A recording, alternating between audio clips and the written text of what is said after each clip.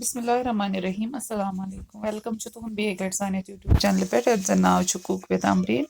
सान अजिच रेसिपी छ monje haak चलो करो इस रेसिपी स्टार्ट यतन हाक निमुत यह थोमुत छिलित तो बेनो monje निम्स मे हाक मंज यम तम मे चारित मे ये आय कर पत्र बे निमित नम सोबुत मरचवांगन होख 5-6 बे निमित रोहन फल 5-6 वन निमो यपर तील युत गरम गस तो अत मज त्रो नम हाक मंज तो करो यम फ्राई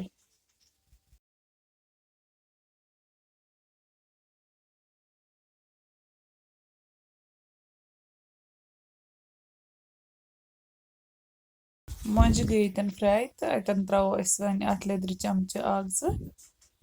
तो बे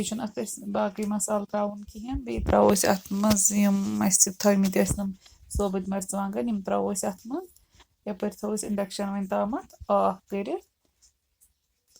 करो ये मिक्स बे त्रो सती रुहन थोमुत सह त्रो ओत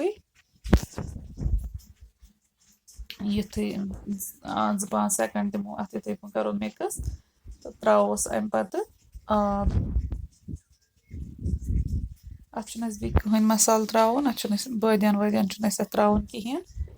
तो वन त्रोस यह आब अत पे तो करो वन वेट योताम अत ग्रेक यह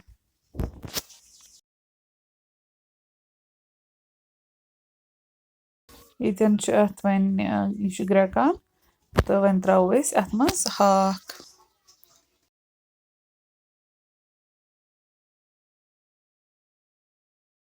पे त्रोस वन नुन चमच 1-2 तो करो मिक्स असल पवन पूरा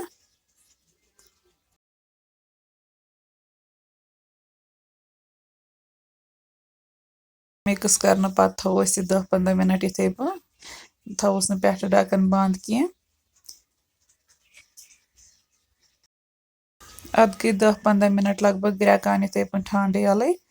तो वन थोस पे प्रेशर कुकर ढक्कन सह थोस पे तो दिमो अत 2-5 स्टीम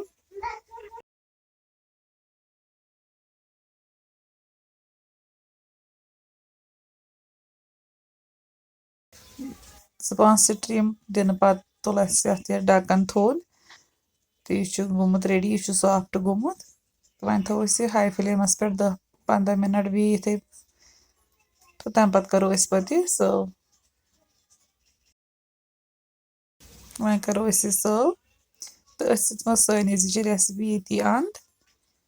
अल्लाह हाफिज।